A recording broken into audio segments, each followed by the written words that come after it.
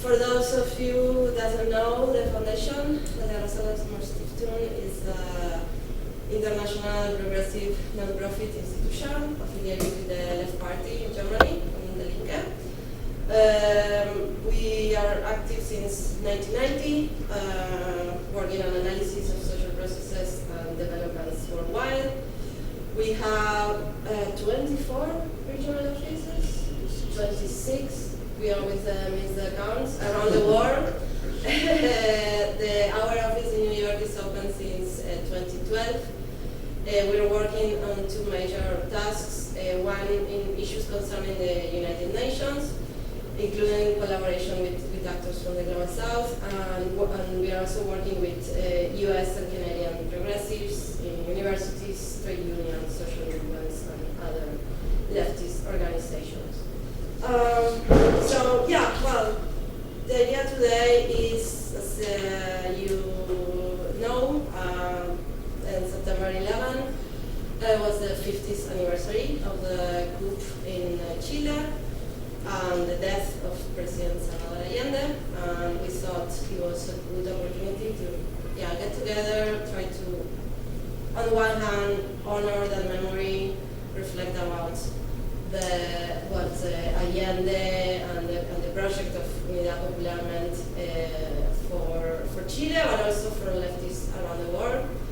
And trying to connect it with, the present of the left, and trying to think together about what we can learn from that and what legacy has left us. So the panelists, you see, I'm going to introduce them. Sitting in the order they're sitting. René Rojas is an assistant professor at the College of Community and Public Affairs at SUNY Binghamton. Thank you, René, for coming in here. Torge Levin, he's the director of the RLS office for Southern Core. He's based in Buenos Aires, but you're also working in Chile, Uruguay, and Paraguay.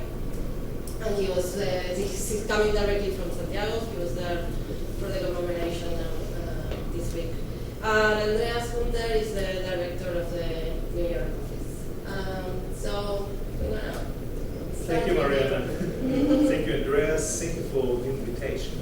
I'm Torge, and I'm really literally stepping out of the plane right now, and I wanted to say sorry for my little rusty English.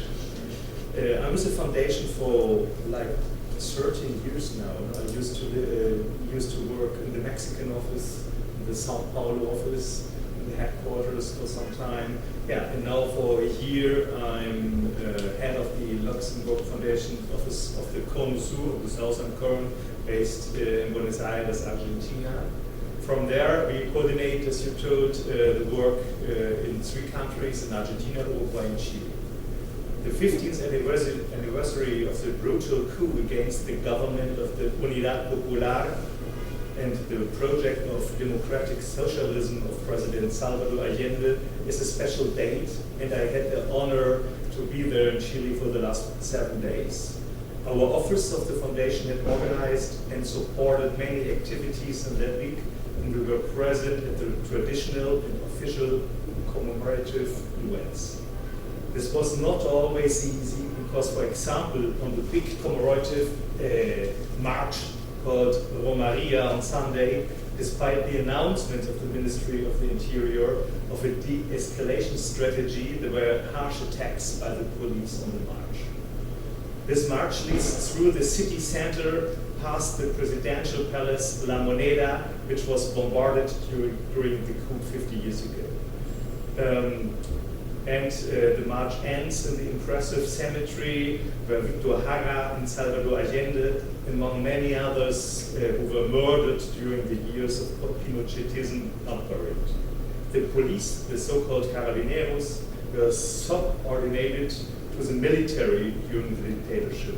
They are now a civilian organization again, but the old spirit, the core of Pinochetism, is still strong in their ranks, and a progressive government like that of center-left politician Gabriel Boric does not have an easy game with this force.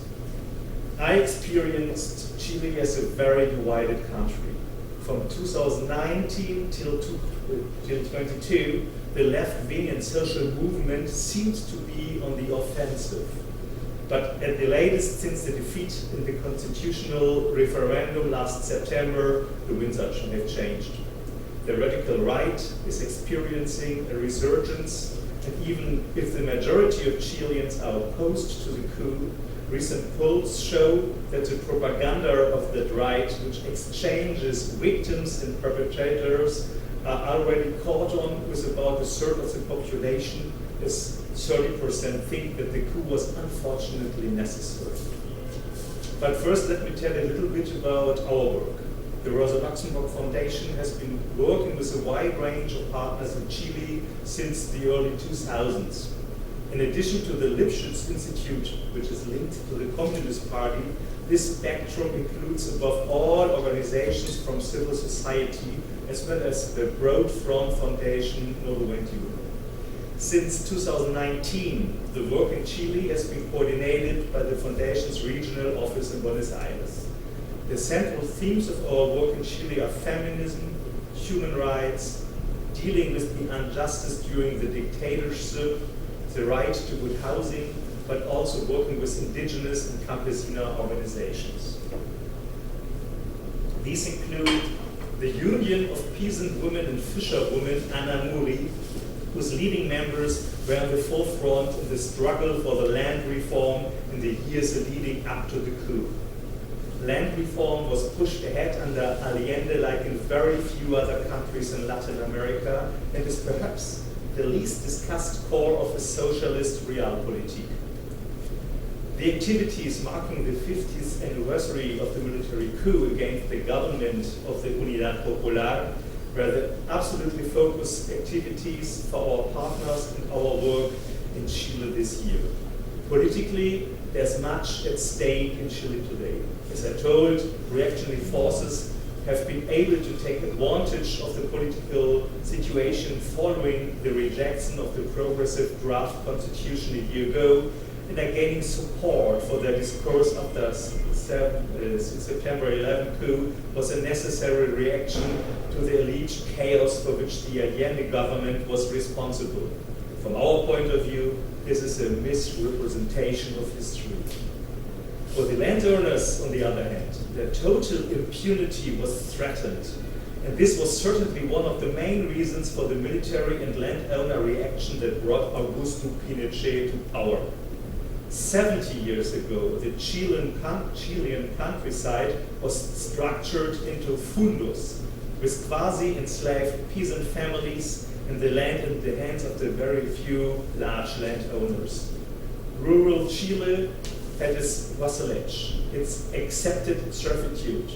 Those were the times when the landowner had power over the lives of those who lived inside the hacienda. The time of physical punishment, of the house of the tenants with a muddy floor, an outside kitchen and no bathroom, of salaries and royalties like sacks of beans, wheat or firewood. With the appearance of the first unions in the 60s, that relationship with the employer began to change. It was possible to negotiate better conditions, and the first antecedents of a democratization of access to land began to transform that structure. Land distribution policies and the creation of strengthening of the institutional framework to carry them out began during the presidency of Jorge Alessandro Rodriguez back in the 60s. In 1967, the next president, Eduardo Frei Montalva, promulgated the peasant unionization law and laid the foundations for the next stage with Salvador Allende. After a decade, the state had expropriated nearly 10 million hectares of land throughout Chile, with close to 4,400 agricultural properties that were converted into settlements where agricultural workers participated in the production process and in the ownership of the land. In those years, as 315,000 peasants were affiliated with organizations. It was a powerful tool to fight for the rights and improve their living conditions. Allende had not started this key reform, but had continued it consistently, and this process, like the other processes of political and social construction in favor of the working class, was overthrown in the morning of September 11, 1973. At the same time, that morning saw the death of a political experiment that was as risky as it was original, the construction of a socialist society in democracy, pluralism, and freedom, as Salvador Allende stressed in his speeches. From a historical perspective, the Popular Unity Coalition was the culmination of Chilean subordinated classes' long journey to put together a social project from that of dominant groups, the pinnacle of the accumulation of the people's power and energies. The People's Unity Project combined elements of left-wing third world ideology, overcoming underdevelopment and poverty, overcoming dependent capitalism, gaining greater sovereignty over strategic areas of the economy, nationalizing national resources, and laying the economic foundations for more political and social freedoms. President Allende made this clear when he nationalized the Chilean copper industry. The country's most important natural resource was nationalized so that Chile could finally break its economic dependency to fulfill the hopes and longing for those who gave us the political freedom to achieve our second independence, the economic independence of our motherland, he said. The People's Unity Coalition was part of the Latin American left fighting for a socialist, anti-oligarchic, anti-imperialist revolution. However, the idea of transition to socialism through institution was at odds with the prevailing revolutionary imagination, which was heavily influenced by the Cuban experience, intended to conceive of the revolution as the result of an insurgent process. The project developed in Chile stunned the world with its originality, alarmed the US government with its multiplication potential, and challenged the left to explore the prospect of other ways of building socialism. But perhaps the most relevant aspect of the concept of democracy that Salvador Allende championed was that of the increasing participation of the workers in the direction of social life inside the so-called cordones industriales. In his inauguration speech, he said, "Our government's program, endorsed by the people, is quite clear about that our democracy will be so much more real if it belongs to the workers. With strengthened human freedoms, all the more it is directed by the people themselves. Democracy is the power of the people, it's the power of the worker majority to lead the fate of collective life." Allende appreciated the advances of liberal democracy, like free elections, industrial and collective liberties, but he believed that socialism was a progress on a deeper level. It is clear that Allende understood socialism as the space in which liberty could become a reality of the working class and was no longer a class privilege. Our partner, the Foundation Sol, an organization with high prestige in which mainly independent economists work, analyzed the transformation program the Pinochet government implemented after the coup. Fundación Sol names 11 pillars that can be considered as the goal of the coup. According to it, there were these clearly defined goals which they named historical achievements which returned back, an annihilation of the political and economic social system that had been in the making. The 11 pillars included the abolition of labor legislation, the abolition of the tax system, the privatization of health, education, water, and banking systems, and of course, the denationalization of copper mining and the forests. In 1980, all this was enshrined in a constitution that is still in force today.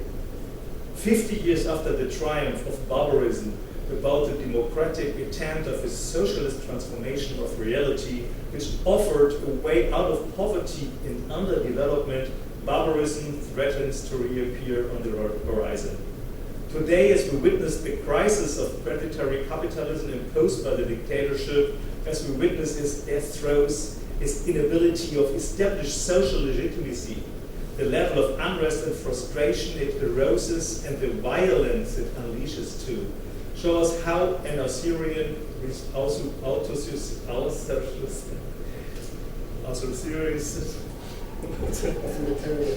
an authoritarian response is getting strange while the current left fails to articulate a social project that makes sense for the masses. A democratic road to barbarism could be the bane of this story. If the left is unable to articulate a future project that the majorities of society can consider their own, in this effort, the People's Unity Coalition is a source of inspiration, of relevance that never fades. The field is open today. And as always, when crises escalate, there are two solutions, as Rosa Luxemburg warned of 100 years ago: socialism or barbarism. Yeah. Rene, maybe you want to tell us your thoughts about the Chilean road to socialism? Sure. First of all, again, thanks for the invitation. It's nice to meet such an intimate group. I don't have any written remarks prepared, but I've been working on an essay, kind of rethinking, what I call returning to the Chilean road to socialism and the popular unity and Unidad Popular experience from 1970 to 1973. I should say I am from Chile, and I wasn't going to mention this, but none of what I'm saying is based on my memories, because I was just months old when the coup occurred, and in fact my family had just moved to the US weeks before. Nonetheless, my family was always on the side of Allende and the coalitions he had put together leading up to 1970, to the 1970 triumph. Either the older people were part of the more moderate wing of his coalition, and then the younger people, my parents' cousins, were the left wing, or even beyond, outside to the left of La Unidad Popular in what was called the MIR, the Movimiento Revolucionario, the left revolutionary movement. And so I grew up hearing about these stories. I have uncles who are still disappeared to this day. And I always identify, of course, with Allende and the Chilean road to socialism. So when I became an adult, I decided to research this. And what my research, largely what it tries to do is map out left forces in contemporary Latin America by thinking about how development and economic development restructures different classes and opposing classes, and how that restructuring confers upon them certain capacities or weaknesses that are built in because of the form of development. And I often, in thinking about that, compare today's left and its constituencies, its popular and working class constituencies and their capacities. I compare that to what I call the classical left of the post-war era. And I think Unidad Popular is the kind of classic example of the classical left in many ways. So that kind of frames how I approach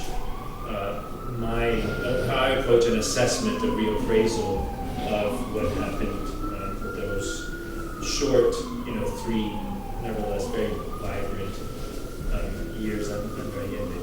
I think, really similar to what was already said, the Chilean road to socialism, which triumphed, on September 4th of 1970 in the elections, was really about solving the challenges to that capitalist development, somewhat backward, but nonetheless capitalist development had thrown at Chilean society. And I think largely it involved some key planks, which were intended to do a couple of things. One, actually modernize Chilean economy and society, but secondly, do it on a socialist path, precisely because the market-oriented path had been deemed a failure at the time, and not just by Allende's coalition. Big chunk of Christian democracy, right, and the party that preceded Allende, had come to the same conclusion. So it's actually a very tense and fraught project, trying to modernize Chile, right, but through a socialist thrust, trying to make up for the failures of capitalism. Quite unorthodox and challenging in many ways. That's what it was about. Allende had competed in national elections 3 times before he won.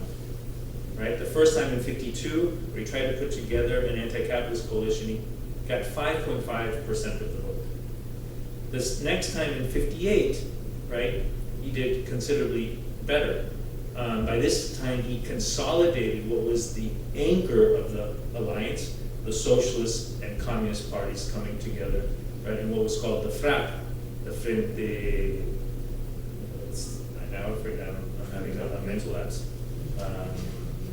Frente Revolucionario something Popular. Sorry. And it did very well, in fact, in that second time around, scaring the right wing considerably, so that in 1964, the right wing actually, the traditional oligarchic conservatives and the leading sectors of the business class, both the agrarian and industrial business class, they decide to throw their support behind the Christian Democrats, right? Because they didn't want to split the anti-socialist vote, giving an opening to Allende. So, I'm sorry, that was 1964, after Allende did quite well in '58.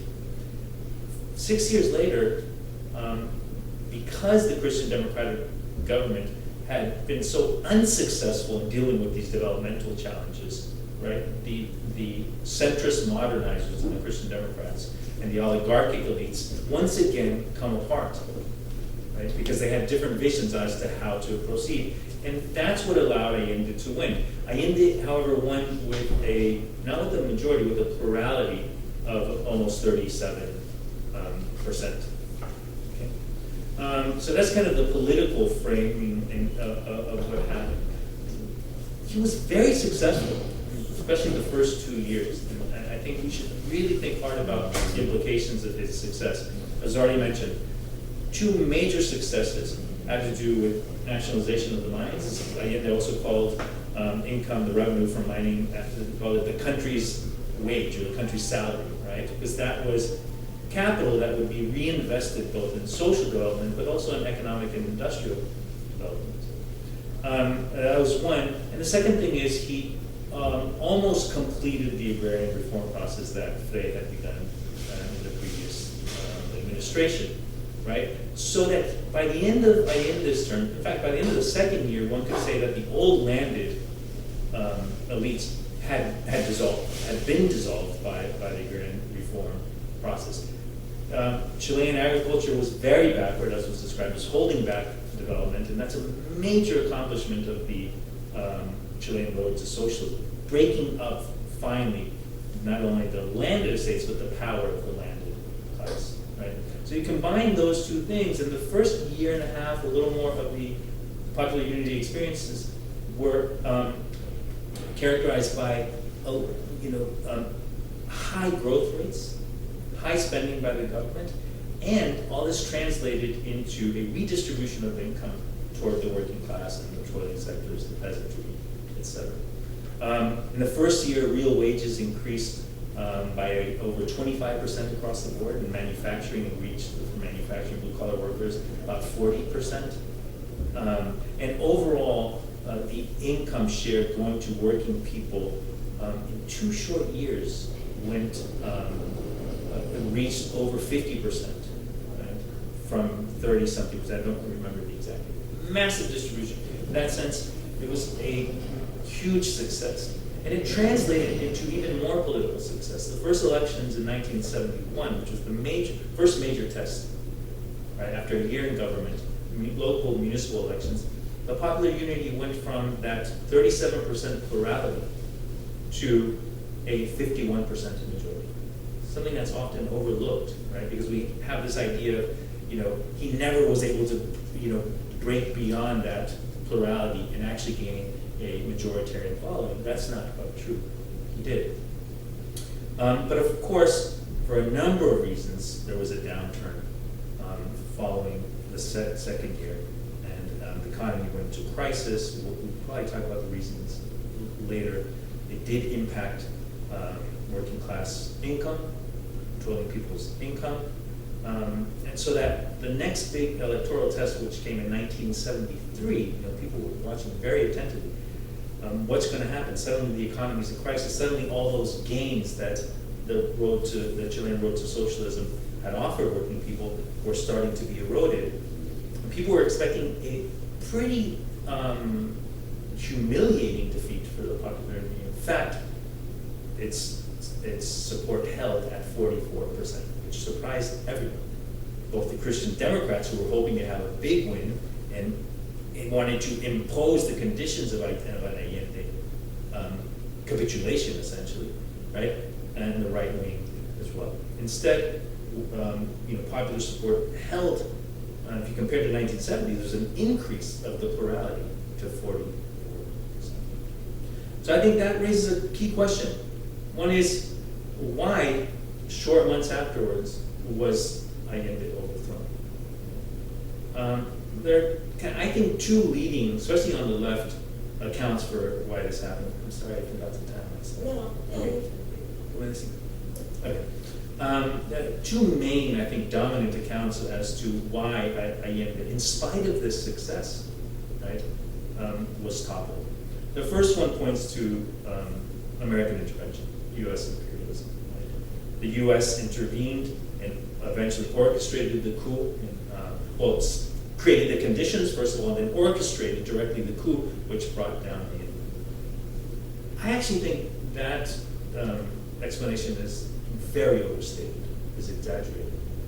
The fact of the matter is that the U.S. had been intervening against Allende even before Allende was elected government. In 1964, the CIA pumped millions of dollars into the Christian Democratic campaign to make sure Allende didn't win.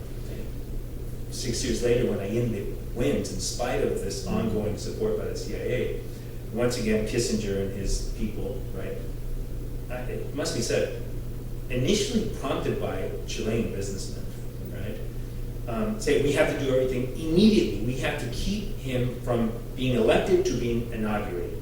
The election was in September 4th, inauguration was October 25th, and they pumped all this money to try to destabilize. The famous phrase of make Chile scream, make the economy scream, was for those months. Completely sabotage, tank the Chilean economy, so that there would be a crisis, and when the Congress came together to vote on whether it would confirm Allende, remember he didn't have a majority, it had to be confirmed in Congress. The expectation of Kissinger and the CIA was that they would have created such havoc that Congress would vote against. It didn't work. In fact, the Christian Democrats, especially its left wing, resisted the pressure from the right wing of the party, and in collusion with Washington, and voted to confirm Allende. So we have a couple of cases here where the U.S. intervention is not working. Even later, when the U.S. Famously finances, right, a trucker strike which paralyzes commerce, the Popular Unity government is able to overcome it. This is September of 1972. It was a big blow, but it didn't work. So, in my view, that thesis is overstated. I think it's better to think of it this way. The U.S. intervention, it's not that it was inconsequential, it definitely had an impact and it was influential, but it had an influence to the extent that domestic class politics allowed for its influence to be greater or lesser in a given moment in time. And when the machinations of the CIA in Washington, right, finally worked in September 1973, had its hands all over the coup for sure. I think it's better to think of that as, well, the reason that success was facilitated by what was happening on the ground in terms of class alignments in Chile. The second major thesis or major account for why Allende was defeated comes from the far left, the way I would characterize it. It says, the problem with Allende and the Popular Unity was that he and his allies in the Communist Party in particular handicapped popular movements and its radical potential, right? Instead of unleashing this, effervescence, which was definitely bubbling up from below, right? Allende held it back because he was more interested in negotiating and finding some kind of conciliation with the ruling class, right, than in activating the dynamism and the militancy of popular classes. And from that perspective, that was a fatal flaw because they saw the coup coming, and rather than prepare the masses for the coming civil war, Allende actually hampers them, right, leading to a slaughter. I actually don't agree with that explanation either. I think it totally misunderstands the moment, misreads what the Chilean road to socialism was all about. First of all, it's, I think, just factually wrong to say that somehow Allende was able to contain this from below upsurge, right? His nationalization program of private enterprise, private firms, was accelerated precisely because of this, right? These cordones industriales, the Consejo Campesinos, peasants' councils, kept building up in response to the challenges and the attacks by the ruling class. So I think it's incorrect to blame Allende for, again, hampering the capacities of the working class, thus leaving the road to socialism exposed to. I know I've probably gone way over. So I'll just say one thing, and maybe we can return to this. Mm-hmm. I think when we think back on the Popular Unity, and we reassess it, there are lessons that are still valuable for today. I won't speak on how they apply today, but I want to say something about what I think was the core essence of the Popular Unity. The Popular Unity was about the project, the strategic project, expanding workers' power and popular power, right? While also keeping the ruling class at bay. And that meant, remember I said earlier, Allende was able to win because the ruling class and the middle sectors entered the elections divided. That meant keeping them divided. And I think the far left version of, push forward, no compromise, agitate the popular masses, accelerate the final showdown, backfired and ended up helping the middle sectors and the ruling elites reunify, especially after the March 73 elections, right? And they called for the coup almost explicitly in August of 73 in a congressional resolution. Both of those factions, the center and the right. At that point, it was hard to do anything. But if anything were to have been done, I think it involved expanding even further popular support and popular power, and that meant winning over or forming an alliance with the working class that still sympathized with the Christian Democrats. There was 25% of the working class still voted Christian Democratic. And that's because the Christian Democrats actually were quite radical at the time. And the Christian Democrats, the left wing, insisted on finding an alliance with the Popular Unity at the time. And it was very hard to reach a settlement when the left wing of the Socialist Party in the Meads was agitating the way it was. This is very critical of the left wing of the Popular Unity. Understand this is my position.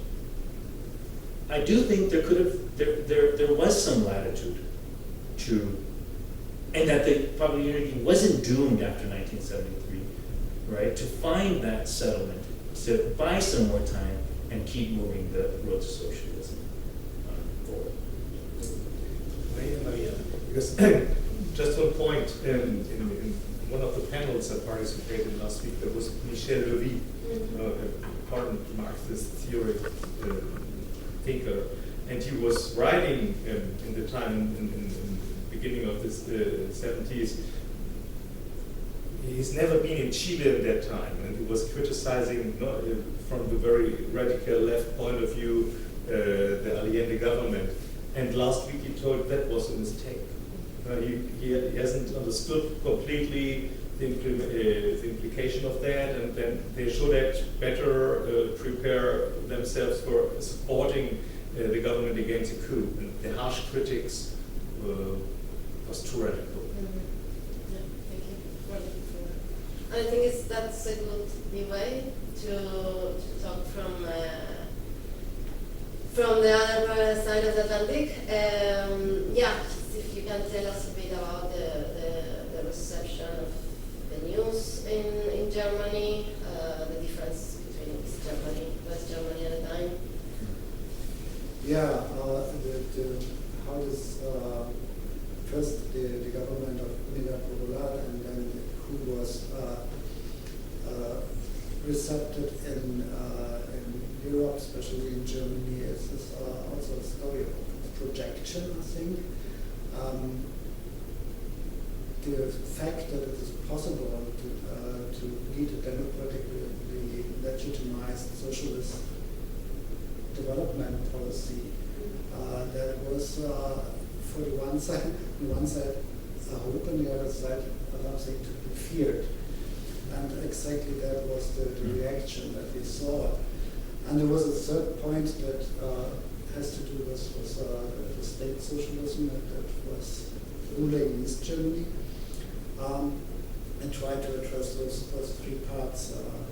First of all, it's not all my personal experience, but a little bit is, because I can remember when I was a schoolboy in East Germany, that we, as my brothers had hand-painted or drawn postcards to Angela Davis.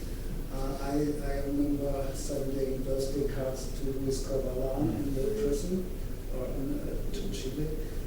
Probably never arrived there, but it was a way that we were kind of introduced and involved in international solidarity that was, of course, guided by the state. And that was, so East Germany, they strongly supported, especially the people who went and had to go into exile after the coup. We had, in East Germany, we had about 2,000 members of Unidad Popular, especially communists, but also the later president, Bachelet, was in East Germany, in Potsdam and in Berlin.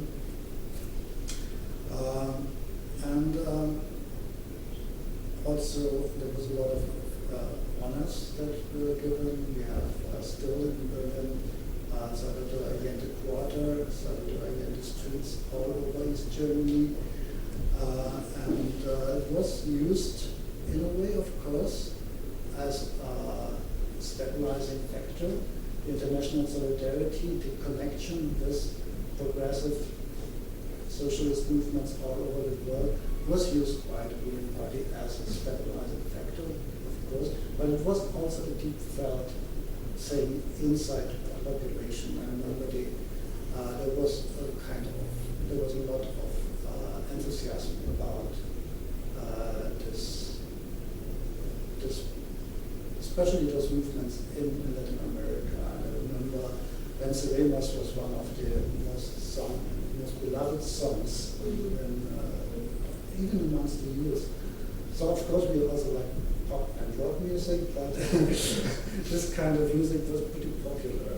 And I remember when Luis Corvalán finally was freed in an exchange of prisoners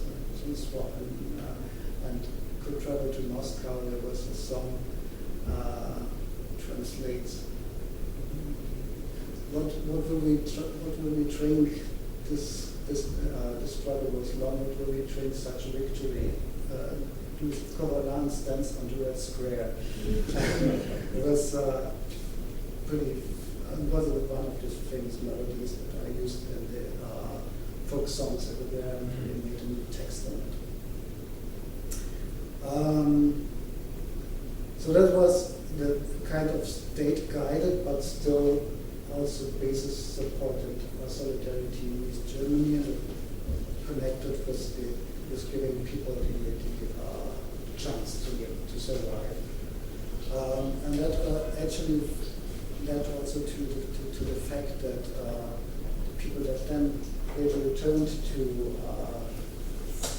Chile after the democratization process started were very supportive of the GDR and later the GDR elites, and that led to the fact that the Honecker family did not find asylum. He refused this word, but could live with his family in Chile and died there. That's a fact that is a bit ambivalent, but very understandable, because people wanted to give back the solidarity that they received in East Germany. At the same time, West Germany, I think we have to deal with 2 points. We have to deal with the conservative elites, who actually, Christian Democrats, they were not in power at this time, but important force in the country had supported Eduardo Frei, but pretty without any scruples, started the coup there in a way that with the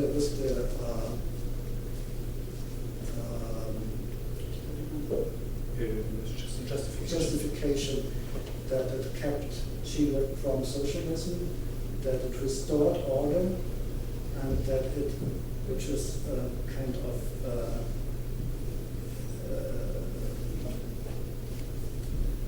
ridiculous, that it saved freedom, which is really cynical when you think about what the dictatorship under Pinochet did in the following years.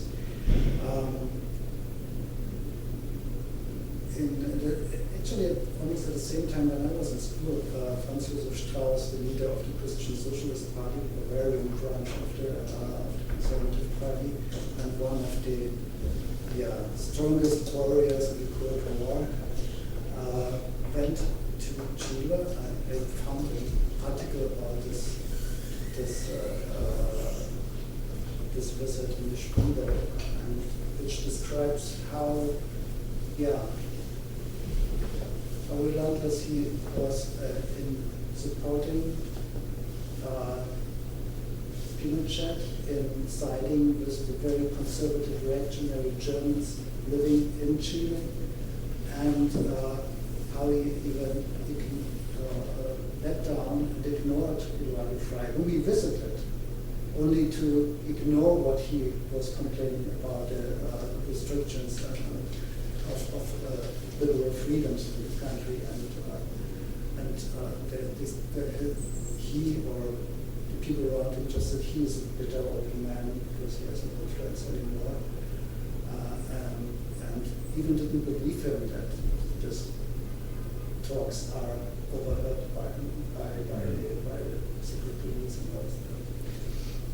So that was a long story of complicity, and also later they, of course, welcomed the opportunity of making good deals, good business with Chile, because there was not a lot of disturbance by trade unions.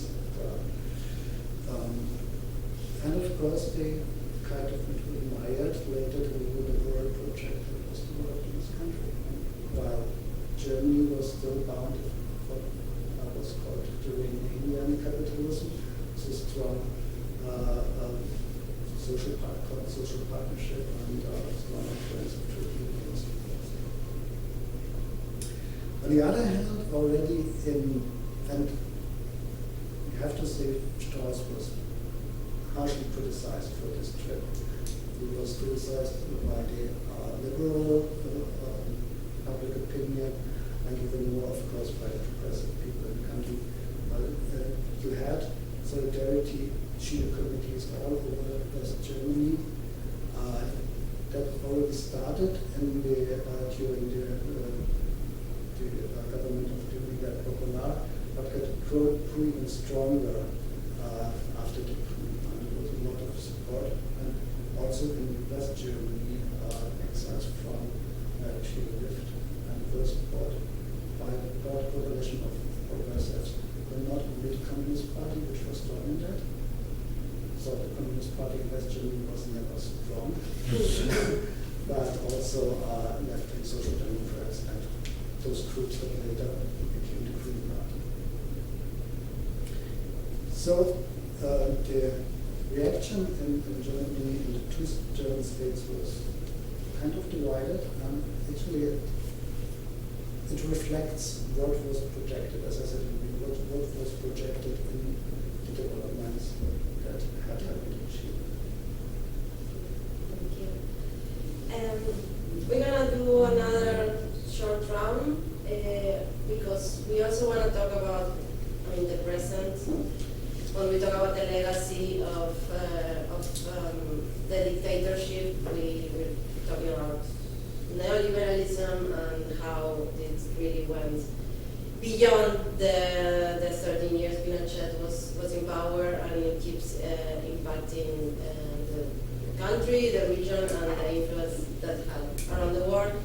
And also to talk a bit about what is going on in the left in Chile right now, like the Boric government, the attempt to change the constitution of Pinochet. I don't know. Dorli, you want to start? I can start. Yeah. I would like to add to what Andreas told. I'm from the other Germany. I'm from the western part, and I can remember the early 70s because I was born in '70. But when I started my political life, I was active in the Social Democratic Party, and I was in the same party-based organization as the first wife of a known Chilean poet, Sepulveda. They were present. The Chilean exile is very linked to German society, and you still, when you're in Chile, you meet so many people who had a positive experience with Germany. Today, what the broad left or central left government is trying to implement is very far away from what the Unidad Popular was trying in the 70s. You can't compare it. This is a very low-profile reformist government, not really getting the things done. You have to understand that Gabriel Boric, the president, is a very young president. I think it's the youngest president Chile had on the government. He was a student activist.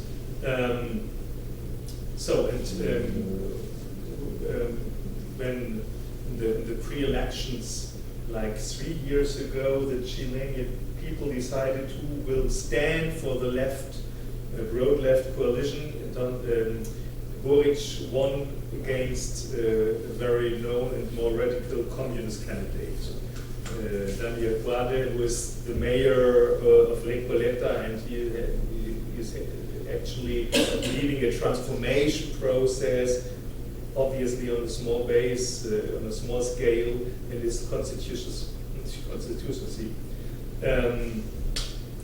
Communist Party in Chile, has a problem today. I think it's difficult that a communist can be elected, but you have also to understand that the Communist Party, with its program in the past, hasn't been the more radical.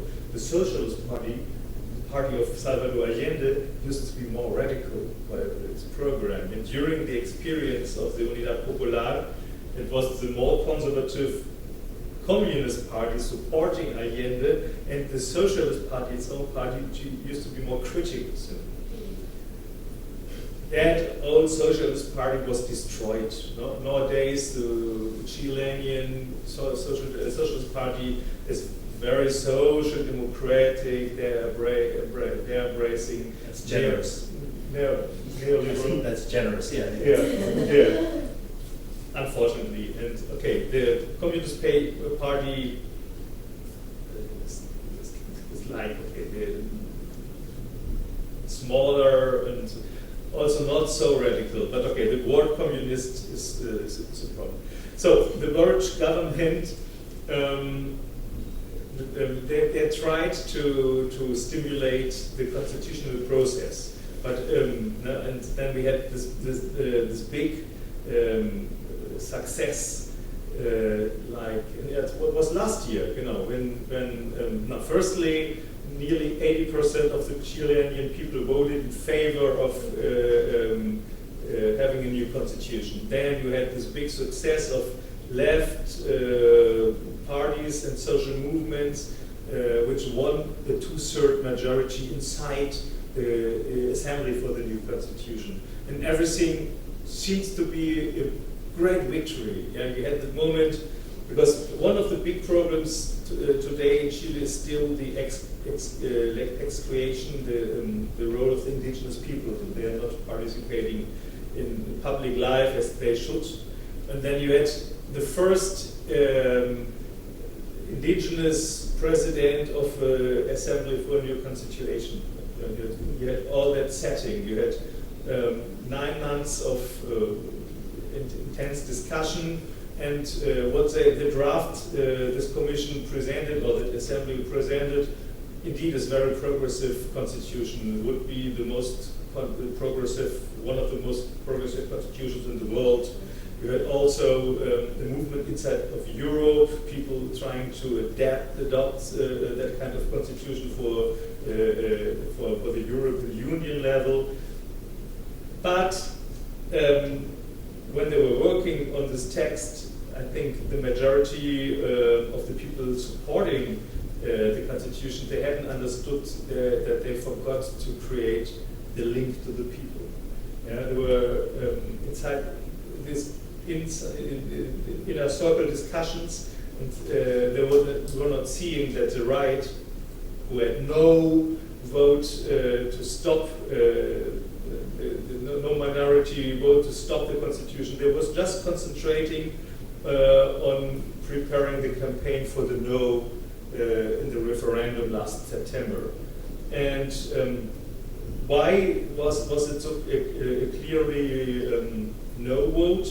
Has also to do with that for the first time it was obliged voting, mandatory voting. So the people defending the new constitution, they thought, okay, if it's mandatory, the popular sector for the first time will have to vote, and naturally they will be on our side. And it was not, because there was a big underestimation of the power of the fake news campaign organized by the right. So we had that big failure, the big loss last year, and then Boric, he was hasting inside a new process. I think maybe that was too accelerated. He said, okay, we have to create a new constitution. We have to replace the Pinochet constitution from 1980. But the right wing was already so much in the offensive that when they now voted for a new assembly of constitution, the right won that 2/3 majority with no possibility for the left inside to stop it. So that is a very difficult scenery that will lead to a referendum in December of this year, in which the best that can happen is a no vote again, and that we are staying with the old Pinochet constitution, and that shows how big is the problem for the actual government, for the Boric government, who is not associated with any kind of success or progress. Now they voted a law for 40 hours working week, but and they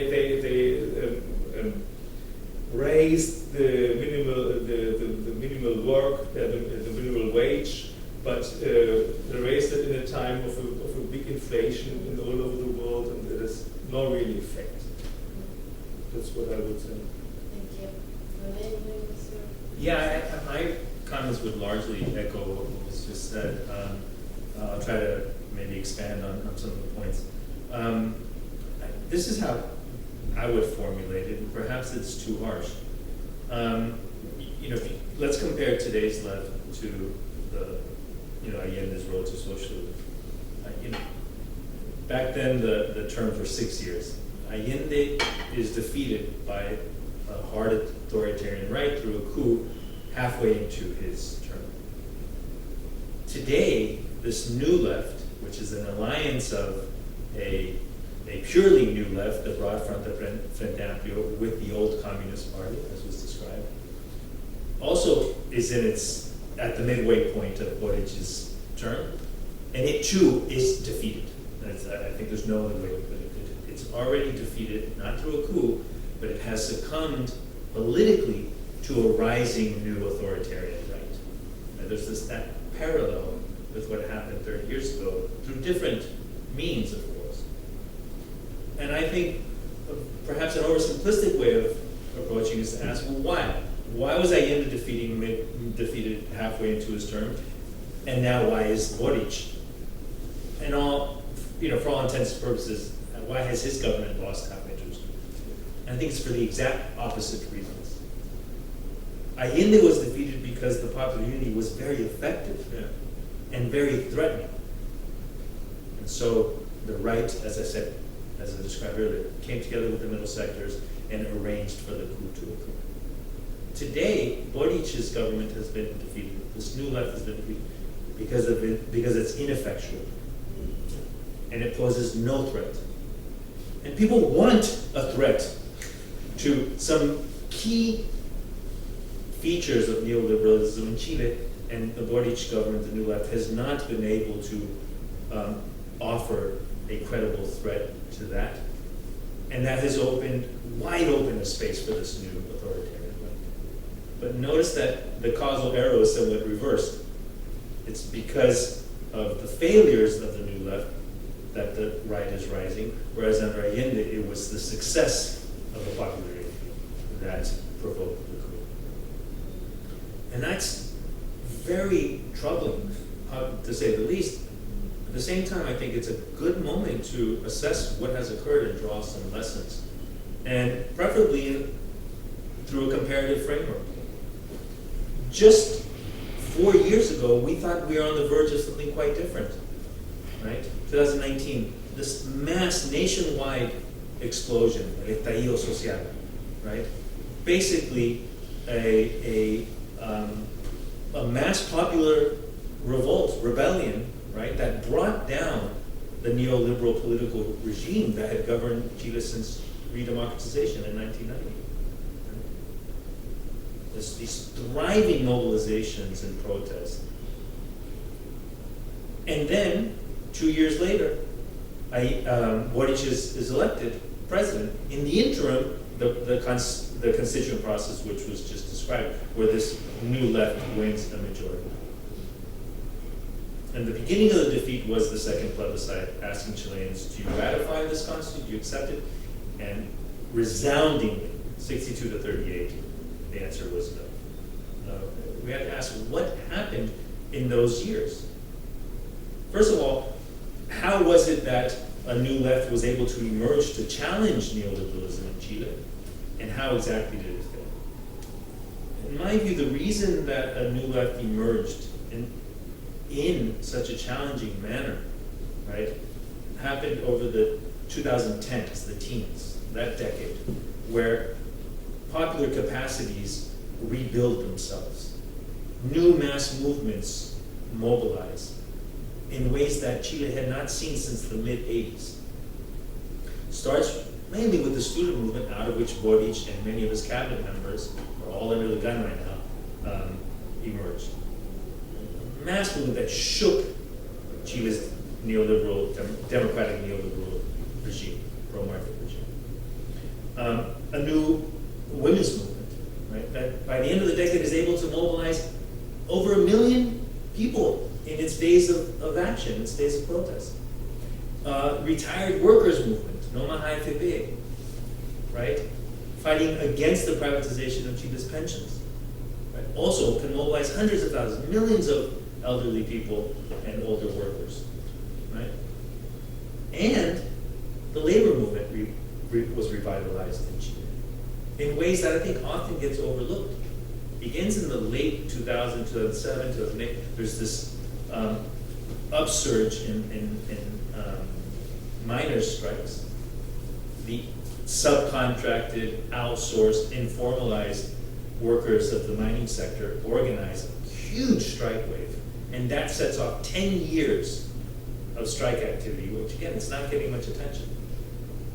So after the coup and the dictatorship, and the first years of democratic neoliberalism had really torn apart working and poor people's capacities, these were rebuilt. Right? And so it's no surprise that when the estallido happens, the national rebellion in October of 2019, the demands are very simple. I mean, it was very messy, but if you could abstract out of what happened, what people want. Free, universal, quality public education. Universal public health care. Higher wages, and a universal public pension system. That's what made people come out to the street. It had enough of 30 years of neoliberalism under democracy. Okay. Fast forward to the Constituent Assembly in this new left. Again, this may be too harsh, but this new left kind of forgets that those are the key demands that Chileans were asking for, and which mobilized people into the street. And what they wanted was action on those as a challenge to Chilean neoliberalism. Some of that made it into the draft, but it was drowned out by new, narrow, fragmented, identitarian types of politics. I hope this is not too controversial, right? That rather than focusing on the universal needs of all poor working Chileans, right, started thinking about these fragmented, different forms of oppression. I'm not saying it's not important, right? The indigenous, grievances are key here. When Loncón, the new president, Elisa Loncón, gives her opening speech, the inauguration of the assembly, she talked about Mapuche rights, plurinationality, cultural rights, Mapuche women's rights. And I watched the speech. She didn't mention pensions. She didn't mention wages. She didn't mention education. She didn't mention healthcare. Okay. When it came time to vote on approving this new constitution or not, and the new left, Boric's government, wagered everything on it, as you should have. Now you have mandatory voting. You have 5 to 6 million new voters who had never paid attention, were so alienated, right? As you said, we thought they would be on our side. But these were actually the hardest people to convince. They were the most disconnected, the most distrustful. And they see this, but they don't see those key demands really reflected strongly in the Constitution. So it's quite easy for the propaganda, the WhatsApp messages, it's quite easy to convince them this is not for you. And that, I think, really was the marking point of the defeat for this new left government, for Boric. And it has no answers yet. It doesn't know how to rebuild a popular working class politics that can appeal in a majoritarian way, the way Allende had a formula for. This is, to me, the key lesson. Allende didn't get ahead of what the working class and poor sectors and marginalized and oppressed sectors wanted. He worked with them steadily and expanded that. That's why this winning over the 25% of Christian democratic workers was so important. That's still part of the poor population of the working class. And that's, I think, the major lesson the new left should draw. How can we return to the entire working class population, the entire oppressed right? And powerless population in Chile, without, making our banners what we learn, in college room seminars about intersectionality and what have you. I'm not saying those don't matter, but it's not going to win the fight at this juncture. That's the way I would. Thank you. So I think we are ready maybe to open it if people have questions. Does anyone? Yeah. I have a question. So when you talk about the economic crisis in, I think it was like 71, or after, so Allende is elected, great gains, Yeah. crisis, and then Really sets in 72. okay, 72. Yeah. But then support after that, like he didn't see his coalition decrease; he saw increases even after the crisis. Did I understand? There's a slight decrease. Okay, From slight 51 decrease. if you want to go by electoral figures, 51 to 44%.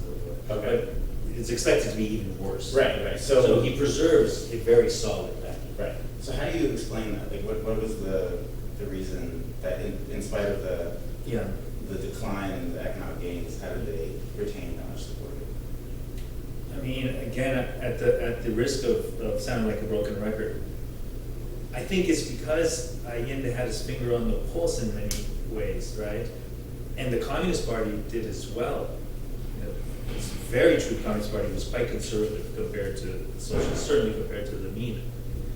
But the left wing of the Socialist Party, I think, had, one way to define what the ultra-left is that you're way ahead of what people's preferences are, what their actual activity is. And I think that's what happened. Whereas Allende's vision of the Chilean road, which again was expanding poor people and working class power, while at the same time making sure elites, didn't destroy that expanding power, right, was very much in sync with working people and poor people in Chile. That is how they viewed it as well. And we should be clear, for historical reasons, the working class of Chile was very close to the Communist Party. The Communist Party was the party of the bulk of the working class. And there was a tight relationship between the strategy of the party and the kind of the demands and the vision of working people. And I think they bought into that conceptualization of the Chilean road to socialism, and not the far left one, the rupturist one that said we have. In fact, they were quite scared of that because they understood that the cost of doing that could be quite high. And so, in spite of the downturn that sets in after 72, right, Allende is able to preserve this support, partially because he actually is able to protect much of the gains, that the material gains that the working class had achieved, right? Even with that loss of real wages compared to wages before Allende, they were still doing much better. There were social programs that didn't exist before. The land reform process I mentioned was completed. One of the social programs, which you might today think, what a big deal. For poor working Chileans, it was a big deal. Every child getting a liter of milk every day. That was sustained. That was the protein you needed to make sure your child wasn't malnourished, right? So things like that, I think, on the one hand, there's a harmony, an affinity between the bulk of the working class's understanding of what the road to socialism should be, on the one hand. On the other hand, protection of many of the material gains, in spite of the fact that they were beginning to be eroded.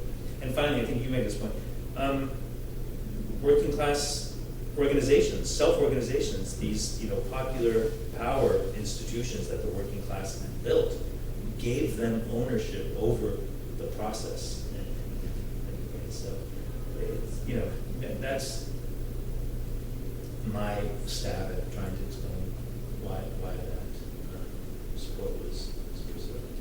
And I think, as I said earlier, it could have been expanded further had the Popular Unity successfully engaged that 25% of the working population that still sympathized with the Christian Any other questions? question? I was just wondering about the prospects for the December election. I mean, you mentioned pretty much now the best case scenario is just to keep the Pinochet constitution, and we have the far right, the Republicans. I mean, one of their biggest issues is they want to make the abortion laws even more stricter than what it was under Pinochet, and how that relates to the women's movement and everything. So I guess I guess a little crystal ball for the future and what the future of Chile's constitution is going to be. What's the question here? Well, I guess the simple question is, what do you think is going to happen? I mean, do you think the new constitution, the far right constitution, is going to pass in December? I guess is the main question. Yeah, I think it's for the left a kind of a lose-lose situation. There's nothing you can win here. And campaigning against this constitution means somehow defending the old one. Right. It's very difficult, and then it isn't discussed yet. If is there a campaign for abstention, to abstain the vote, or no vote, or whatever?